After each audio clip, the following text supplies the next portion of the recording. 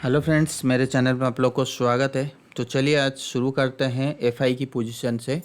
तो जैसे मैंने कहा था कि मार्केट इलेक्शन 4 तारीख के बाद मैं एक वीडियो बना के लेके आऊँगा। और यहाँ पे ट्विटर चैनल पे मैंने आपको यहाँ पे जो जो मैं आपको दिखाता हूँ एक प्रो ओके।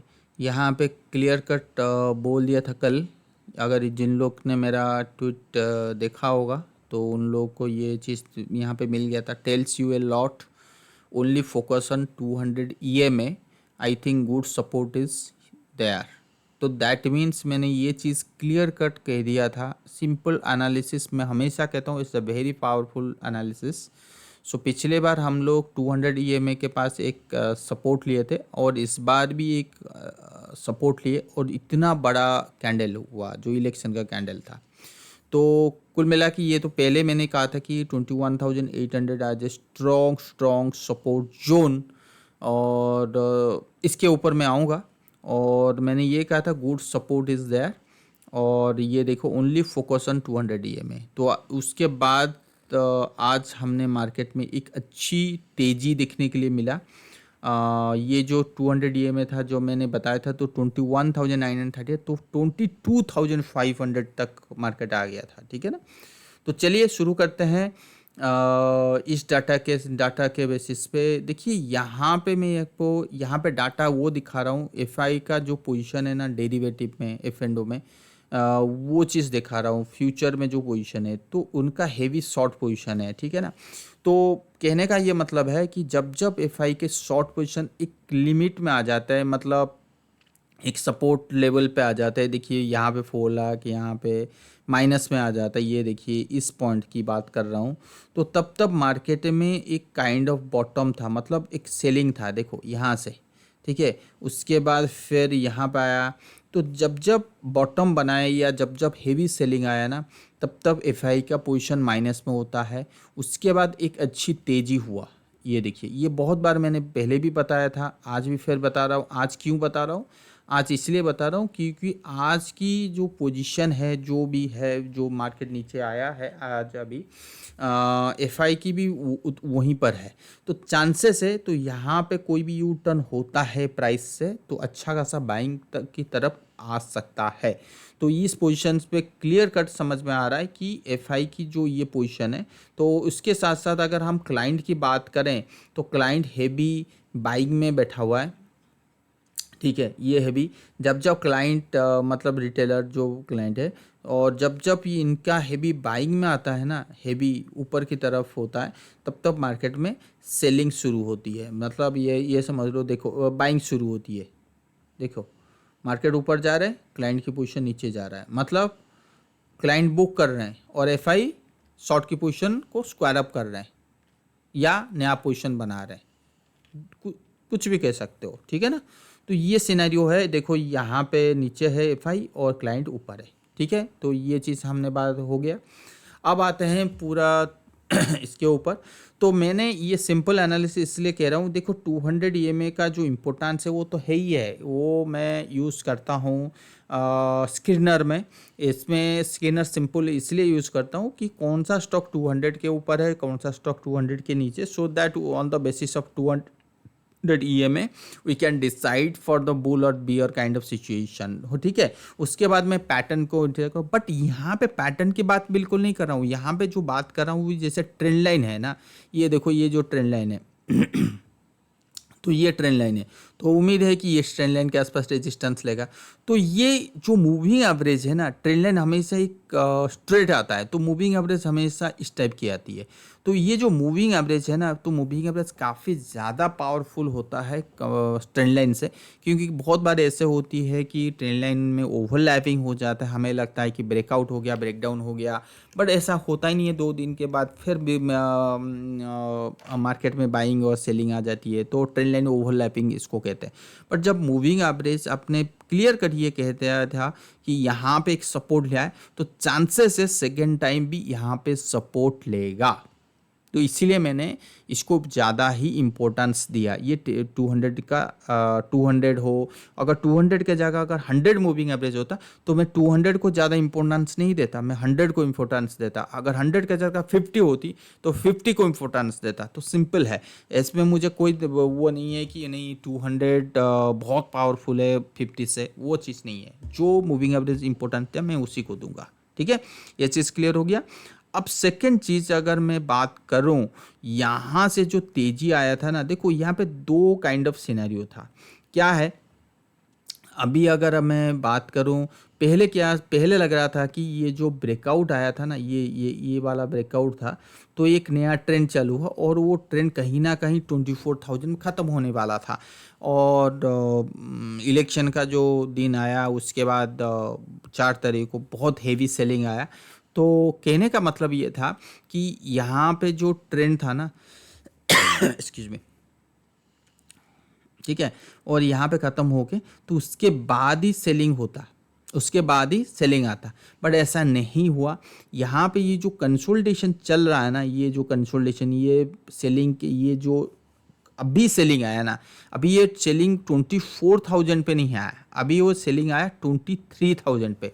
तो दोनों में फ़र्क है। अगर 24,000 पे सेलिंग आता तो काफ़ी बड़ा सेलिंग हम मानते, अगर जबकि 23,000 पे सेलिंग आया, क्योंकि इतना बड़ा कंसोलिडेशन को ब्रेक करने के बाद ही आया, तो इसका मतलब है ज़्यादा नीचे नहीं है। और एलियट थ्योरी के बेसिस पे अगर हम बात करें, अगर ये 1 2, तो ये जो 3 और 4 में इसको कह रहा था, 4 में इस अभी यहाँ पे लेके आऊँगा, क्योंकि ये जब भी एक लास्ट वाला फॉल होता है काफ़ी शार्प फॉल होता है, और एग्जैक्टली ऐसे ही हुआ, जितना यहाँ से ऊपर था उतना यहाँ से नीचे है। तो एग्जैक्टली थ्योरी के तो जो 4 में समझ रहा था कि 4 यहाँ पे है, बिल्कुल यहाँ नहीं है, यहाँ हो गया। तो इसीलिए मैं 200 को भी इंपॉर्टेंस दे रहा हूँ और एलियट थ्योरी के बेसिस पे यहाँ पे इंपॉर्टेंस दे रहा हूँ।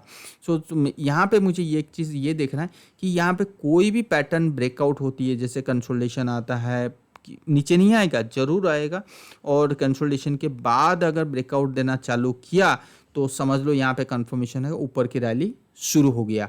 तो हमें एक चीज़ देखना है, क्या करना है कि हमें बिल्कुल हमारे पास जो पोजीशन है उनको होल्ड करना है, और आई होप कि इसके वो नीचे ना जाए। अगर इसके वो नीचे जा रहा है तो भी मैं बाई में खड़ा रहूँगा। ठीक है, और ये इतना बड़ा कैंडल जो आया है, तो नॉर्मल सी बात है, ये इस लेवल को अभी तो फिलहाल नहीं तोड़ रहा है, ऊपर से एक बार हमें सेलिंग मिल सकता है, चांसेस है। ठीक है, क्योंकि हमारे पास बड़ा इवेंट कुछ भी नहीं है, आरबीआई पॉलिसी वगैरह है, ये है, बट जो बहुत बड़ा इवेंट और आने वाला है वो है यूएस में। जनरली क्या होता है, कोई भी गवर्नमेंट नहीं चाहेगा कि इलेक्शन से पहले उनकी स्टॉक मार्केट गिर जाए, और हमारी तो इलेक्शन ख़त्म हो गया, अब वो आने वाले जो इलेक्शन है वो यूएस में है, वो सितंबर है। तो मुझे नहीं लगता एक बहुत बड़ा क्राइसिस, बहुत बड़ा फॉल होने वाला है, जैसे फंड हाउस ये सारे कह रहे हैं कि बहुत बड़ा क्राइसिस आएगा, ये होगा, वैसा बिल्कुल नहीं है। जब जब इसकी बात हो और टॉप में हो तो आप समझ जाओ कि बड़ा क्राइसिस नहीं है, profit booking kind of scenario बन सकता है। तो जैसे ही हमें इतना बड़ा कैंडल मिला, सो चांसेस है यहाँ पे जो ऊपर की रैली मिल रहा है, यहाँ पे आपके लिए अपॉर्चुनिटी है एग्जिट करने के लिए, और वहाँ से भी एक बार हमें सेलिंग प्रेशर मिल सकता है टूवर्ड्स 22,000 और 21,500 तक। याद रखिए 22,000 और 21,500 तक सेलिंग मिल सकता है टिल जून लास्ट तक। तो हो सकता है पूरी जून मंथ यहाँ पे चला जाए, निकल जाए, और जुलाई में एक अच्छी तेज़ी की संभावना है। तो ये था निफ्टी के ऊपर व्यू मेरा। और बैंक निफ्टी के ऊपर व्यू, देखो बैंक निफ्टी को अगर हम बात करें और मूविंग एवरेज भी प्लॉट करें, तो एग्जैक्टली जो जो निफ्टी में था वही बैंक निफ्टी में है। और बैंक निफ्टी में क्या दिख रहा है, बैंक निफ्टी में आपको क्या दिख रहा है, जैसे ही बस ओवरलैपिंग हो रही है, बट यहाँ पे तो एग्जैक्टली तो हो सकता है कि ओवरलैपिंग करके यहाँ तक आए। तो वो बैंक निफ्टी में वही है कंडीशन की, ज़्यादा नीचे नहीं है और ऊपर से एक बार सेलिंग आ सकता है और सेलिंग आने के बाद ही जाके एक बुल पैटर्न बनेगा, उसके बाद हो सकती है ब्रेकआउट।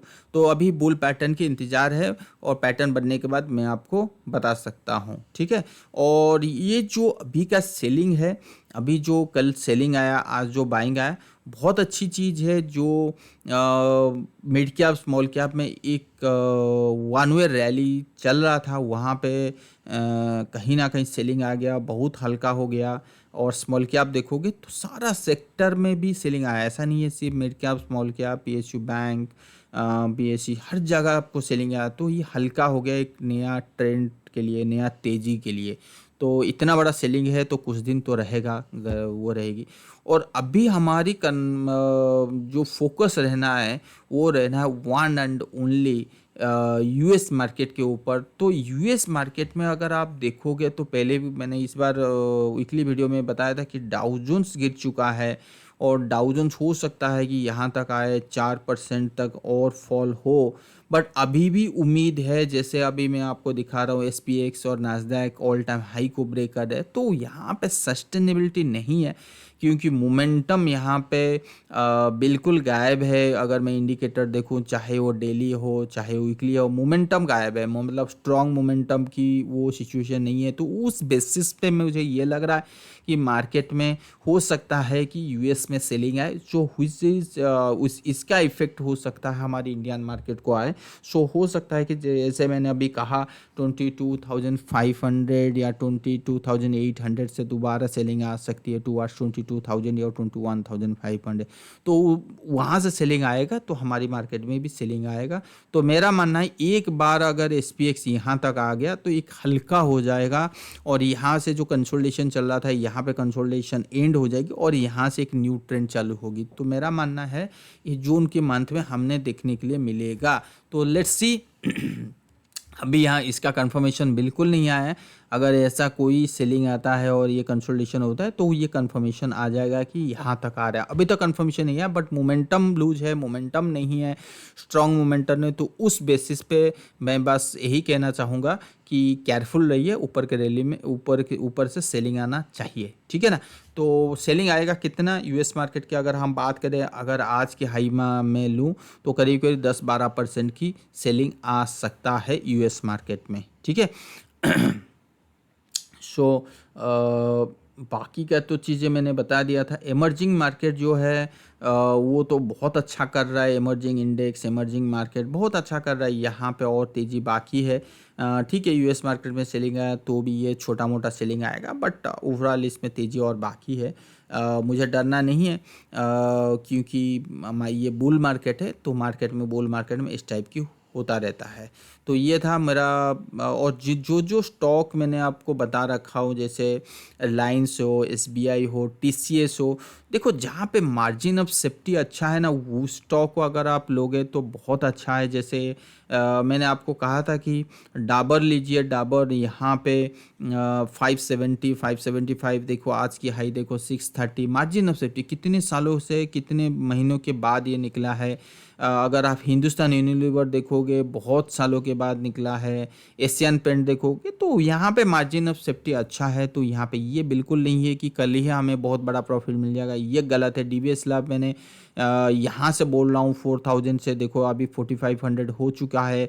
अब अगर हम एचडीएफसी बैंक की बात करें, मार्जिन ऑफ सेफ्टी बहुत अच्छा है बट इसकी जो टेक्निकल जो है ना वो अच्छा नहीं दिख रहा है, वो चीज़ें। तो यहाँ पे मुझे थोड़ी सी कंसर्न लगता है। हिंदुस्तान यूनिलीवर जो है वो बहुत बड़ा देखो 4 इयर्स कंसोलिडेशन, अगर ये 2800 के ऊपर जाता है तो इसमें अच्छी रैली मिलेगी। बट जो रैली होगा मुझे लगता है कि एक स्ट्रॉन्ग रैली नहीं हो सकता है यहाँ पे। बट अगर जिन लोग को buy and hold kind of strategy बनानी है वो कर सकते हैं। जैसे वो देखिए ये ऐसे गया तो हो सकता है यहाँ पे फर्दर ये एक गिरावट आए तो फिर जाके ऊपर की तरफ रैली होगी। मतलब मैं ये कहना कुल मिला के यही है कि ऊपर से गिरावट आना ज़रूरी है। और ट्रेडिंग के लिए बस ब्रेकआउट के जगह ही आप बुल कॉल स्प्रेड के ऊपर ध्यान दीजिए, तो वो चीज़ आप कर सकते हो, ठीक है ना। इन्फोसिस, टीसीएस, यहाँ पे मार्जिन ऑफ सेफ्टी बहुत अच्छा प्यारा लग रहा है।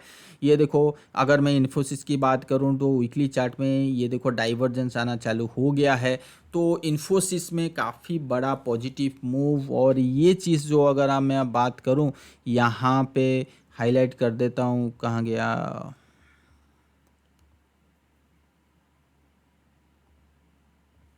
ये चीज़ ने एक सपोर्ट के आसपास आ चुका है। तो चांसेस बहुत है यहाँ से ऊपर जा सकता है, 1700-1800 तक इन्फोसिस जाने की इसमें ताकत है। ठीक है, ये चीज़ है। अगर आप रिलायंस की बात करोगे तो रिलायंस में मैं भी बहुत पॉजिटिव हूँ, ऐसा नहीं कि नेगेटिव बिल्कुल नहीं हूँ। और रिलायंस जो ये कंसोलिडेशन कर रहा है, देखो टूवर्ड्स कंसोलिडेशन का ब्रेकआउट के बाद ही इसमें तेजी आया, अगेन वी गॉट कंसोलिडेशन। तो जिनके पास ऊपर में लेवल है वो बने रहे, जिनके पास नीचे में लेवल है वो बने रहे, जिनके पास नहीं है कोशिश कीजिए ये डाउनफॉल में बाई करने के लिए, क्योंकि अभी भी इनके पास ताकत है कि 33-3400 तक जाने के लिए। ठीक है, ये लार्ज कैप स्टॉक की बात करो जहाँ पे डरना नहीं है, ओनली प्रॉफिट ही प्रॉफिट है। हो सकता है कि होल्डिंग पीरियड थोड़ी सी ज़्यादा हो, बट प्रॉफिट ही प्रॉफिट होती है। जैसे टीसीएस है, तो टीसीएस में पहले भी मैंने कहा था कि यहाँ पे बाय करो 38, देखो ज़्यादा नहीं गिरा टीसीएस यहाँ से।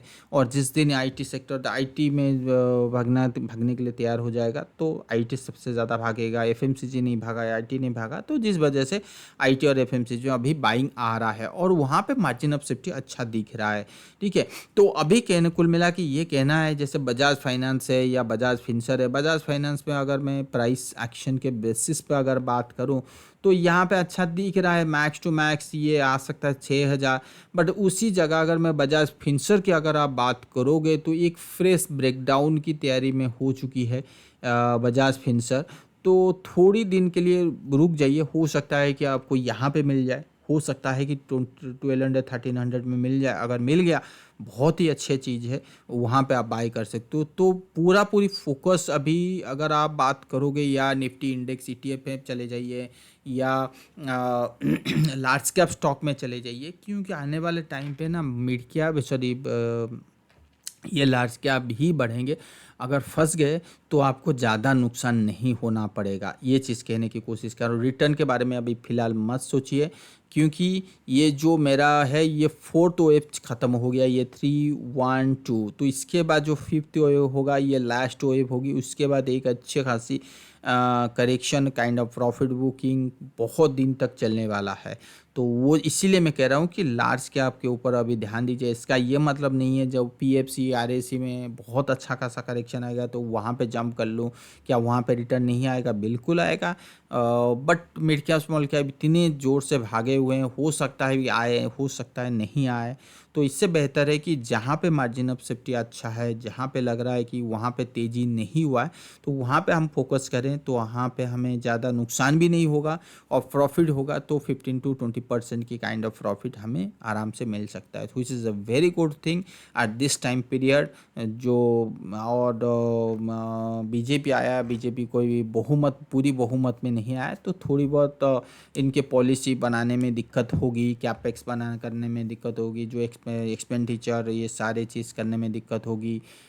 ठीक है, तो देखते हैं बजट में कैसा कैसा क्या निकल के आता है। इनकी जो इंफ्रास्ट्रक्चर, रियल एस्टेट, वहाँ पे फुल स्टॉप थोड़ी बहुत लग सकता है, क्योंकि सब कोई इग्नेस्ट पार्टी वाला बोलेंगे कि भाई इतना डेप्ट ले चुके हो और लेने में हम लागू नहीं करेंगे। तो ये सारे दिक्कत हो सकता है। तो बस कुल मिला के एक ही चीज़ कहना है, जहाँ पे मार्जिन ऑफ सेफ्टी अच्छा दिख रहा है वहीं पे आप इन्वेस्ट करो।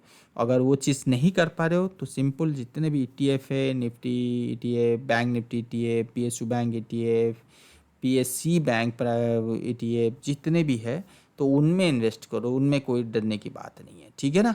Thank you so much. और ये जो फॉल है वो फॉल को वैसे भयभीत मत होइए कि 18,000 हो जाएगा, 20,000, 18,000, 15,000, ऐसा बिल्कुल मत सोचिए। और आने वाले टाइम पे हमें यूएस मार्केट में गिरावट आएगी और हमारी मार्केट में भी गिरावट आएगी। तो चांसेस है जो कल की लो है 21,200 या 300 के करीब है, तो वो लो को शायद ब्रेक ना करे। अगर ब्रेक भी कर दिया तो मैं भी ज़्यादा कोई गिरावट में नहीं रहूँगा, बट बाय ऑन डिप्स की स्ट्रेटेजी ही अप्लाई अभी भी कर रहा हूँ और आने वाले टाइम पे भी करूँगा। बट ट्रेडिंग के लिए थोड़ी दिन के लिए रुक जाइए, क्योंकि अभी विक्स बहुत तेज़ी है। आज का पता नहीं, मैंने देखा नहीं आज की विक्स क्या है, देखते हैं। देखो 30% गिर गया। मैंने अगर जिन लोग मैंने यहाँ पे बोला था कि विक्स ब्रेकआउट है, यहाँ पे टच कर, देखो आज की विक्स गिर गया तो कूल डाउन हो गया है। तो विक्स भी कूल डाउन आने वाले टाइम पे हम जो वोलेटिलिटी मिल रहा है, हो सकता है उस टाइप की वोलेटिलिटी शायद ना मिले। ठीक है, तो कुल मिला के यही है आज की एनालिसिस।